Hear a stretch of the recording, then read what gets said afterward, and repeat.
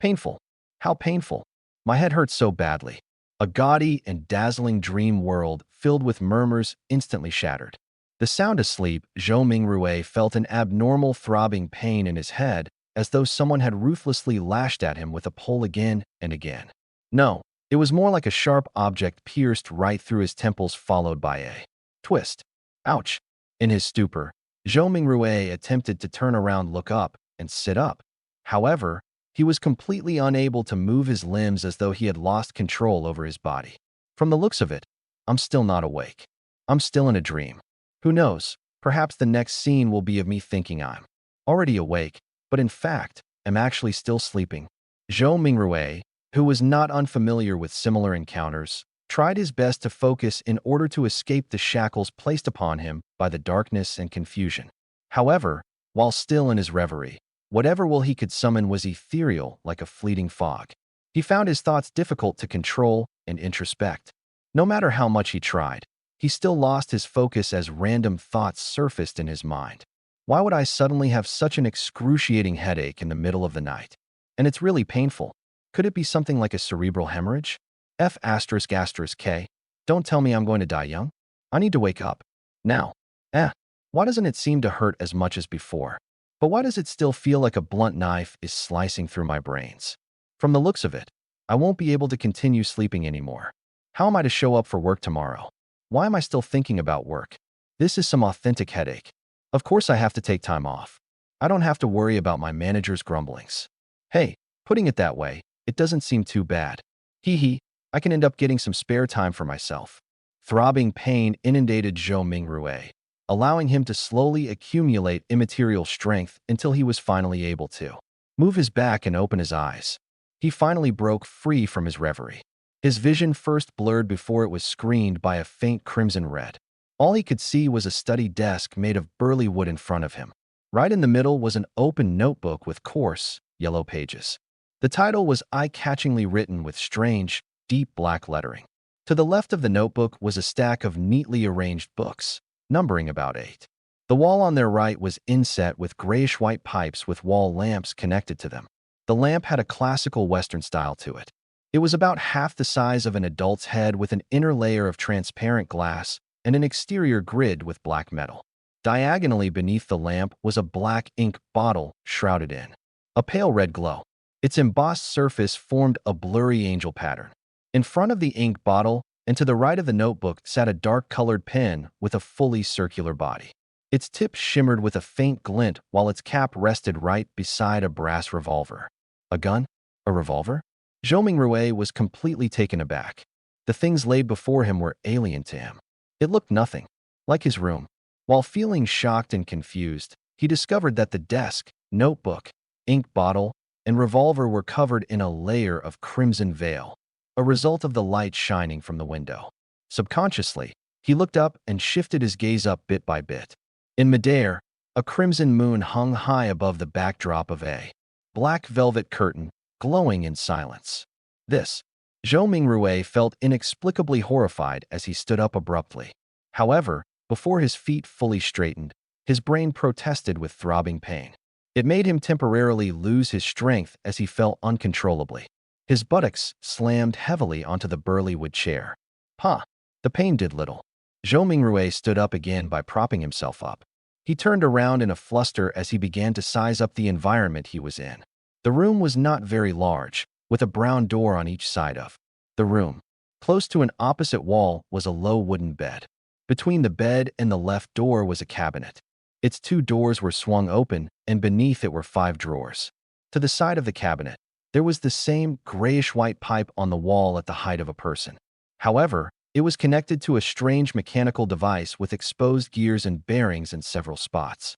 Items resembling coal stoves sat in the right corner of the room near the table, along with soup pots, iron pots, and other kitchen utensils.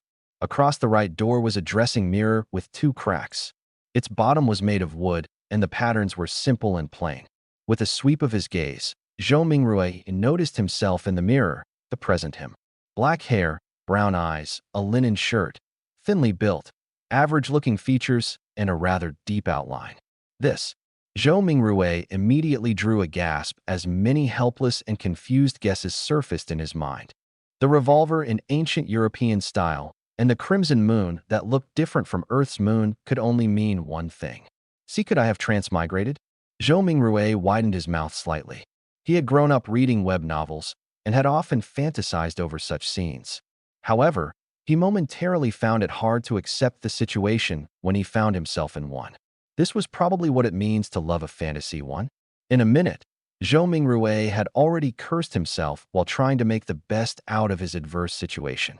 If not for the still throbbing headache that made his thoughts high-strung but clear, he would have definitely suspected that he was dreaming. Calm down, calm down, calm down.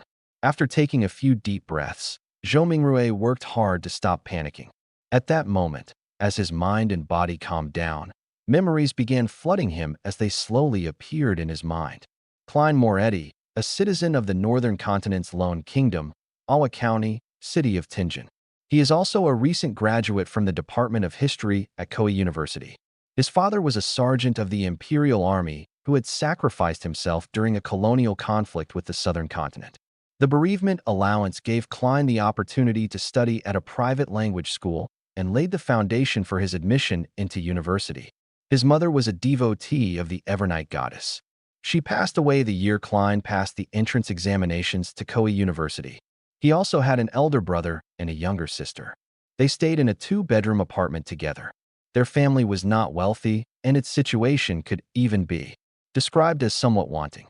At present, the family was supported solely by the elder brother who worked at an import and export company as a clerk. As a history graduate, Klein grasped knowledge of the ancient Fasak language, deemed the origin of all languages in the northern continent, as well as the Hermes language which often appeared in ancient mausoleums, as well as text regarding sacrificial and praying rituals. Hermes language? Zhou Mingrui's mind stirred as he reached out to rub his throbbing temples. He cast his gaze toward the table at the open notebook. He noticed that the text on the yellowed paper turned from strange to alien, before turning from alien to something familiar. It then turned into something readable. It was text written in Hermes language. The dark ink wrote the following: "Everyone will die, including me." Hiss. Zhou Mingrui felt inexplicably horrified. He instinctively leaned back in an attempt to widen the distance between him and the notebook, as well as the text on it. Being very weak, he nearly fell down but managed to extend his hands in a fluster to hold onto the edge of the table. He felt that the surrounding air was turbulent, as though there were faint murmurings resounding in it. The feeling was akin to hearing horror stories being recounted by elders when he was young. He shook his head, believing that everything was an illusion. Zhou Mingrui found his balance and shifted his gaze from the notebook as he heaved for breath. This time, his gaze landed on the shimmering brass revolver.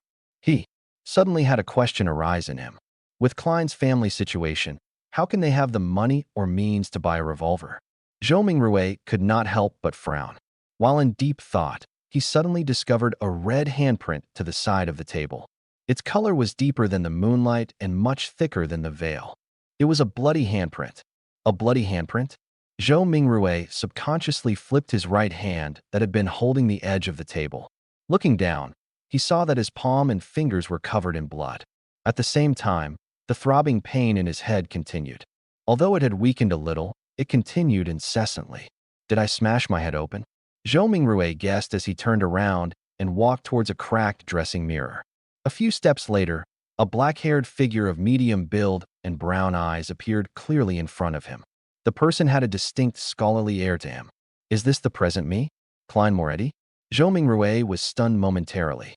Since there was insufficient lighting at night, he failed to see something clearly. He continued forward until he was just a step short from colliding with the mirror. Using the crimson veil-like moonlight as illumination, he turned his head and examined the corner of his forehead. A clear reflection appeared in the mirror. His temple had a grotesque wound with burn marks along its periphery. Blood stained the wound's surroundings, and there were grayish-white brain juices squirming slowly within. Tap, tap, tap. Zhou Mingrui reeled back in fear at the sight that greeted him. It was as though the person in the dressing mirror was not himself, but a desiccated corpse. How could a person with such grievous wounds be still alive? He turned his head in disbelief again and checked the other side. Even though he was a distance away and the lighting was poor, he could still see the penetrating wound and dark red blood stains. Zhou Mingrui drew a deep breath as he tried hard to calm himself. He reached out to press his left chest and sensed his racing heart that exuded immense vitality. He then touched his exposed skin. Beneath the slight coldness was flowing warmth. When he squatted down and after verifying that his knees could bend, Zhou Mingrui stood up again and calmed down. "What's happening?" he muttered with a frown. He planned to inspect his head injury seriously once more. He took 2 steps forward and suddenly paused. The moonlight of the sanguine moon was relatively dark, so it was insufficient for his serious inspection. A memory fragment triggered as Zhou Mingrui turned his head to look at the grayish-white pipes and the metallic grid lamp on the wall right beside the study desk. This was the most common gas lamp of the times. Its flame was stable, and its illumination capabilities were excellent. With Klein Moretti's family situation, even a kerosene lamp was a dream, much less a gas lamp. Using candles was most apt for their standing and stature. However, back when he burned the midnight oil 4 years ago to be admitted into Koei University, his elder brother, Benson, felt that it was an important matter which their family's future depended upon. Therefore, he insisted on creating conducive studying conditions for Klein, even if it meant taking on debt. Of course, Benson, who was literate and had worked for several years, was not a rash person who did not think of the consequences. He had quite some tricks up his sleeve.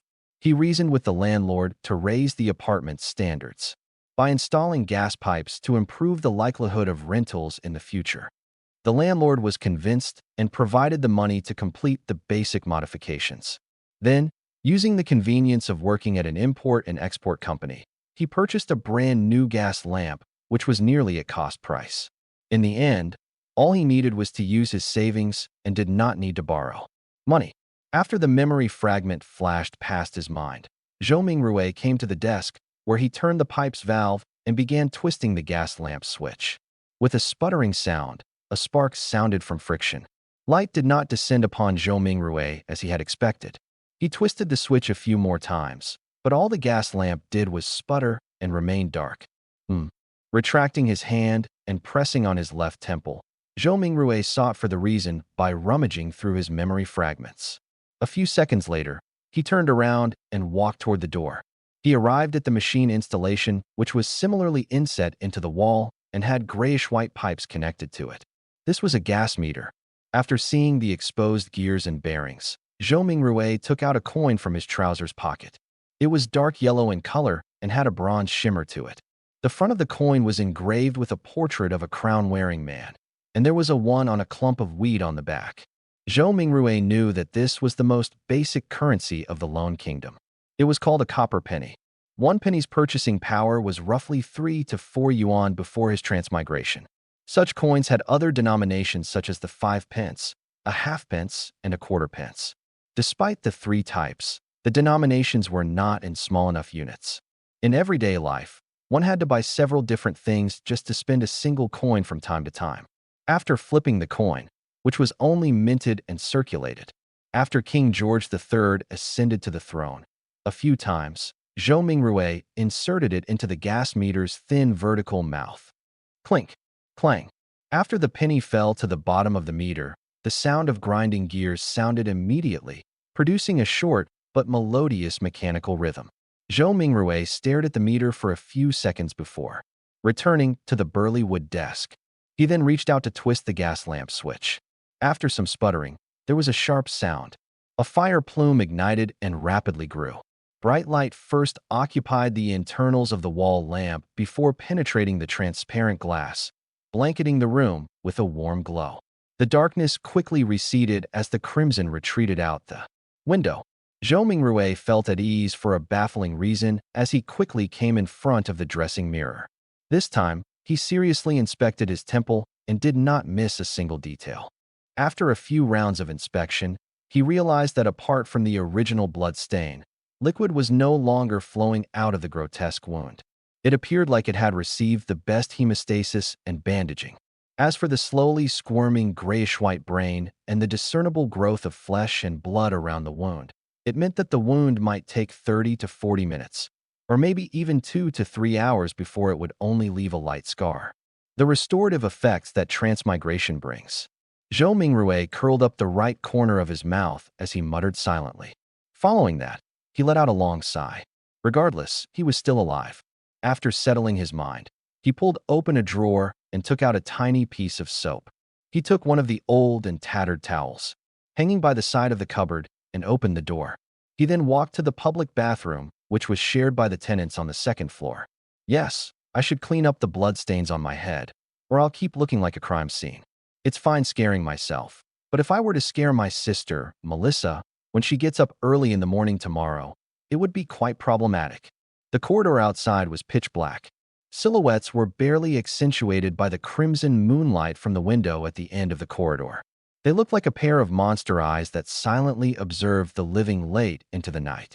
Zhou Mingrui lightened his footsteps as he walked towards the communal bathroom with a shuddering fear. When he entered, there was even more moonlight, allowing him to see everything clearly. Zhou Mingrui stood in front of a wash basin and turned the tap's knob. Upon hearing the gushing sound of water, he suddenly recalled his landlord, Mr. Frankie. As water was included in the rent, this short and thin gentleman who wore a top hat, a vest, and a black suit always inspected the bathroom actively to take note of any sounds of flowing water. If the water gushed too loudly, Mr. Frankie would ignore all of his gentlemanly traits by flailing his walking stick and striking the bathroom's door, shouting things like, "Darn thief.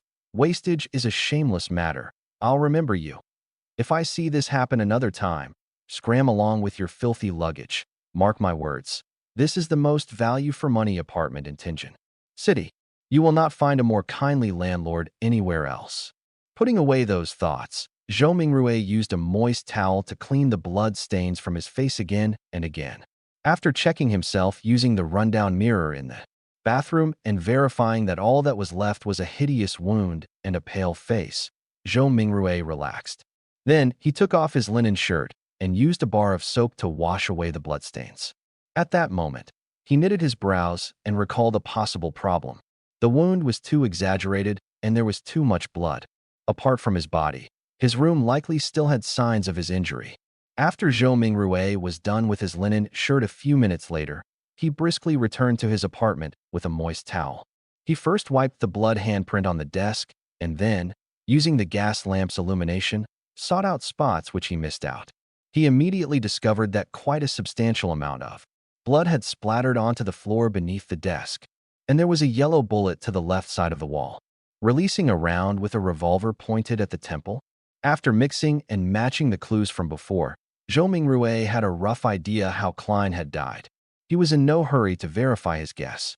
Instead, he seriously wiped away the bloodstains and cleaned up the scene. Following that, he took the bullet and returned to the side of his desk. He opened the revolver's cylinder and poured out the rounds inside. A total of 5 rounds and a cartridge shell all had a brass luster to them. Indeed, Zhou Mingrui looked at the empty cartridge shell in front of him and stuffed the rounds back into the cylinder while nodding. He shifted his gaze to the left and it landed on the notebook's words, "Everyone will die, including me." Following that, even more questions arose in him. Where did the gun come from? Was it suicide or a fake suicide? What kind of trouble could a history graduate of humble origins get himself into? Why would such a suicide method only leave behind so little blood? Was it because I transmigrated in a timely manner and it came with healing benefits? After pondering for a moment, Zhou Mingrui changed into another linen shirt. He sat on the chair and began pondering over more important matters. Klein's experience was still not something he needed to concern himself with. The true problem was to figure out the reason for his transmigration and if he could return. His parents, relatives, best buddies, and friends. The fascinating world of the internet and all sorts of delicious delicacies. These were reasons that prompted his desire to return. Click, click, click. Zhou Mingrui's right hand was subconsciously pulling out the revolver's cylinder and slamming it back into place, again and again. Yeah, there has not been much difference for me between this period of time and the past. I was just a little unlucky, but why would I transmigrate for no baffling reason? Bad luck. Yes, I tried a luck enhancement ritual before dinner. Today, a thought flashed in Zhou Mingrui's mind. illuminating the memories which were concealed by a fog of confusion. As a qualified keyboard politician, keyboard historian, keyboard economist, keyboard biologist, and keyboard folklorist, he had always deemed himself as knowing something of everything. Of course, his best buddy would often mock him as only knowing a little of everything. And one of them was Chinese divination. When he visited his hometown last year, he had discovered a thread-bound book titled Quintessential Divination and Arcane Arts of the Qin and Han Dynasty at an old bookstore. It looked pretty interesting and could aid him in posturing on the internet, so he bought it. Unfortunately, his interest was short-lived. The vertical script it used made the reading experience horrible. All he did was flip through the beginning pages before he threw it into a corner. He had experienced a spate of bad luck in the past month, losing his cell phone, customers running away after cheating him, and mistakes at work. Only then did he suddenly recall the luck enhancement ritual written at the beginning of Quintessential Divination and Arcane Arts. Furthermore, the requirements were extremely simple, without any basic foundation requirements. All he needed was to get 4 portions of the staple food in his area and place them in the 4 corners of his room. They could be placed on furniture such as tables and cupboards. Then, standing in the middle of the room, he had to take 4 steps in a counterclockwise fashion to make a square. The first step required him to sincerely chant, "The immortal Lord of heaven and earth for blessings." The second step was to silently chant, "The Sky Lord of heaven and earth for blessings." The third step was the exalted arch of heaven and earth for blessings. And the fourth step was the celestial worthy of heaven and earth for blessings. After the 4 steps were taken, he needed to close his eyes and wait 5 minutes in his original spot. Only then would the ritual be considered complete.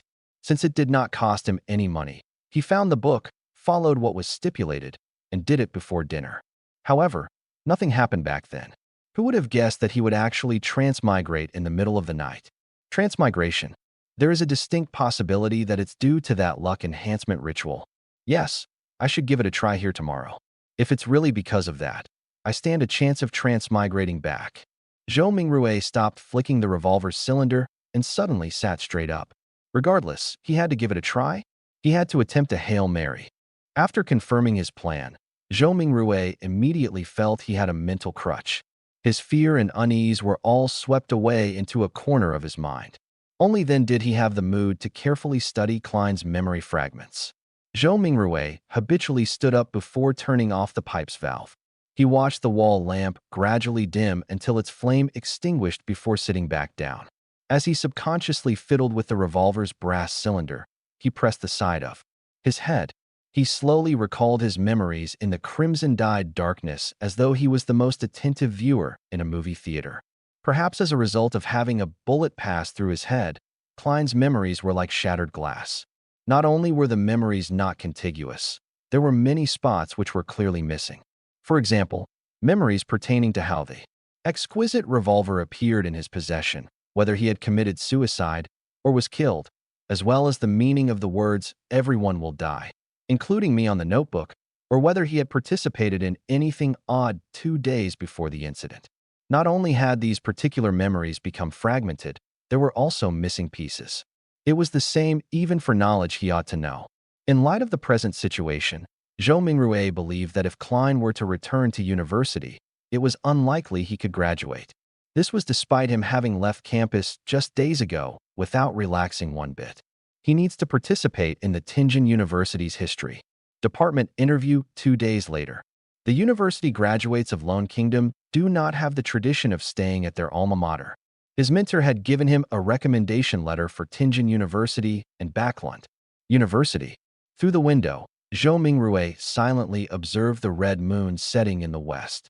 The gradual sinking of the moon continued until faint light glowed from the east, dyeing the horizon golden. At that moment, there was a commotion inside the apartment. Soon, the sound of footsteps approached his door. "Melissa is awake. She's really as punctual as always." Zhou Mingrui smiled. Due to Klein's memories, seeing Melissa made him feel as though she was really his younger sister. However, "I do not have a younger sister." He immediately contradicted himself.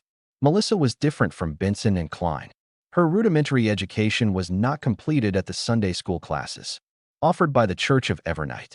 When she reached schooling age, the Lone Kingdom had enacted the Basic Education Law. A primary and secondary education committee was established and was specially provided with funding, increasing the kingdom's investment into education. In less than 3 years, under the premise that numerous church schools would be incorporated, many public primary schools were established to strictly maintain the principle of religious neutrality. This was to prevent education from involving itself in the conflicts between the Lord of Storms, Evernight Goddess, and the god of steam and machinery. Compared to Sunday school that only cost a copper penny a week, a public primary school's cost of 3 pence a week appeared rather expensive. However, the former only provided education every Sunday, whereas the latter provided 6 days of classes a week. In conclusion, the price was so low that it was almost free. Melissa was different from most girls. From a young age, she enjoyed things like gears, springs, and bearings. Her ambition was to be a steam mechanic. Having suffered from a lack of culture, Benson, who knew the importance of education, supported his sister's dreams just like how he supported Klein's university education. After all, Tianjin Technical School was only considered secondary education. There was no need for her to attend language school or a public school for more knowledge. In July last year, 15-year-old Melissa passed her entrance examinations and fulfilled her dreams of becoming a student at the Tianjin Technical School's STEAM and Machinery department. As such, her weekly school fees raised to 9 pence. Meanwhile, Benson's company was affected by the situation in the southern continent. There was a drastic drop both in profit and business transactions. More than a third of the employees were retrenched. In order to keep his job and maintain their livelihood, Benson could only accept more arduous tasks. He had to work overtime more frequently or head to places with harsh environments. That was what he was occupied with the past few days. It was not that Klein did not think of helping share his elder brother's burden, but being born a commoner and having been admitted into an average language school, he felt a strong sense of inadequacy when he enrolled into university. For example, as the origin of all languages in the northern continent, the ancient language of Fasak was something all the children of nobles and of the wealthy class would learn from a young age. In contrast, he only made first contact with it in university. He faced many similar aspects during his schooling career. Klein nearly gave his all and often stayed up late into the night and woke up early before barely managing to catch up to the others, eventually allowing him to graduate with average results. Memories regarding his elder brother and younger sister remained active in Zhou Mingrui's mind until he turned the doorknob open. Only then did he jolt awake and remember that he held a revolver in his hand. This was a semi-regulated item. It will scare children. Also, there's still the wound on my head.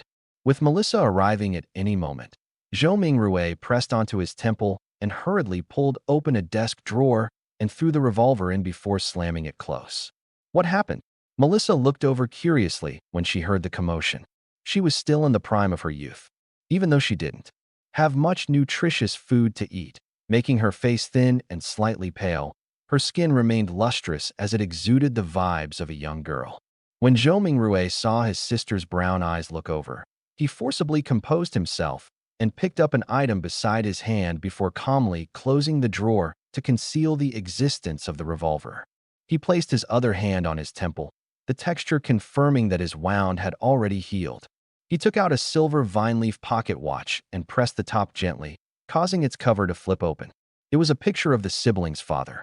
It was the most valuable item the Imperial Army sergeant left behind, but being a second-hand item, it would often malfunction from time to time in recent years, even though he had gotten a watchsmith to fix it.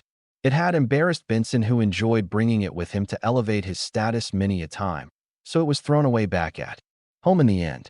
It had to be said that perhaps Melissa did have talent in machinery. After grasping the principles behind the watch, she borrowed the tools from her technical school to fiddle with the pocket watch. Recently, she even claimed to have fixed it. Zhou Mingrui looked at the watch's open cover and saw that the second hand was not moving. Subconsciously, he twisted the top dial to wind the pocket watch. However, despite winding it a few times, he did not hear the sound of taut springs. The second hand remained motionless. It looks like it's broken again. He looked at his sister while trying to find a topic of conversation. Melissa shot him an expressionless glance and briskly walked over to take the pocket watch away. She stood in her spot, and pulled up the button sitting atop the pocket watch. With a few simple turns, the tick-tocking of the second hand sounded. Isn't pulling the button up usually meant to adjust the time? Zhou Mingrui's expression immediately turned blank. At that moment, a bell chimed from a faraway cathedral. It chimed 6 times, sounding distant and ethereal. Melissa tilted her head to listen to it and pulled the button up. Once again, following that, she turned it to synchronize the time. "It's okay now," she said simply without emotion. She then pressed the top button back and handed the pocket watch back to Zhou Mingrui. Zhou Mingrui returned a smile politely in embarrassment. Melissa gave her elder brother a piercing stare before turning to walk to the cupboard. She took her toiletries and towel before opening the door to leave. She headed for the public bathroom. Why did her expression have a look of disparagement and resignation? Is it a look of love and concern for a retarded brother? Zhou Mingrui lowered his head and chuckled. He closed the pocket watch's cover with a click before opening it again. He repeated this action as his idle thoughts focused on a question. Klein committed suicide without a silencer. Well, I'll consider it as suicide for now. His suicide should have caused quite a commotion. Yet, Melissa, who was just a wall away, did not notice it at all. Was she sleeping too soundly? Or is Klein's suicide shrouded in mystery to begin with? Click. The pocket watch opened. Clack. The pocket watch closed. Melissa returned from washing up and saw her brother's subconscious act of constantly opening and closing the pocket watch. Her gaze was once again glazed with exasperation as she said with a sweet voice, "Klein, take out all the remaining bread. Remember to buy fresh ones today. There's meat and peas too. Your interview is soon. I'll make you mutton stewed with peas." As she spoke, she moved a stove out from a corner. With some charcoal, she boiled a pot of hot water. Before the water boiled, she opened the cupboard's lowest drawer and took out what seemed like a treasure, a can of inferior tea leaves. She threw about 10 leaves into the pot and pretended that it was real tea. Melissa poured 2 big cups of tea as she shared 2 pieces of rye bread with Zhou Mingrui over tea. There is no sawdust or excessive gluten mixed in, but it is unappetizing. Zhou Mingrui still felt weak and was starving. He forced himself to swallow the bread with the tea while complaining inwardly. Melissa finished eating a few minutes later. After she adjusted her black hair that reached down to her vest, she looked at Zhou Mingrui and said, "Remember to buy fresh bread. All we need is 8 pounds. The weather is hot, so the bread will easily spoil. Also, buy the mutton and peas. Remember to buy them." Indeed, she was showing concern for her dull brother. She even had to repeat to emphasize it another time. Zhou Mingrui nodded with a smile. "All right. Regarding the Lone Kingdom's pound, Zhou Mingrui matched Klein's muscle memory with his. He believed it was close to half a kilogram of what he was accustomed to. Melissa did not say anything further. She stood up and tidied the area. After packing away the last bit of bread for lunch, she put on a tattered veil cap that their mother left behind, picked up a self-sewn bag used to carry her books and stationery, and prepared to leave. It was not Sunday, so she had an entire day of classes to attend. Walking from their apartment to Tianjin Technical School took about 50 minutes. There were public horse carriages that cost a penny a kilometer with a limit of 4 pence in the city and 6 pence in the city outskirts. In order to save money, Melissa would leave ahead of time and walk to school. Moments after she opened the main door, she paused in her footsteps and turned her body halfway, saying, "Klein, don't buy too much mutton or peas. Benson might come back on Sunday. Oh, and remember we only need 8 pounds of bread." "All right, sure thing," answered Zhou Mingrui exasperatedly. Simultaneously, he repeated the word Sunday a few times in his head. In the northern continent, a year was similarly split into 12 months. Every year, there were 365 or 366 days. A week was similarly split into 7 days. The splitting of months was a result of astronomical observations. It made Zhou Mingrui suspect whether he was in a parallel world. As for the splitting of days, it was a result of religion. This was because the northern continent had 7 orthodox gods: the eternal blazing sun, the Lord of storms, the god of knowledge and wisdom, the Evernight goddess, Earth Mother, the god of combat, and the god of steam and machinery. Watching his sister close the door and leave, Zhou Mingrui suddenly sighed. Soon, his thoughts focused on the luck enhancement ritual. "Sorry, I really wish to return home."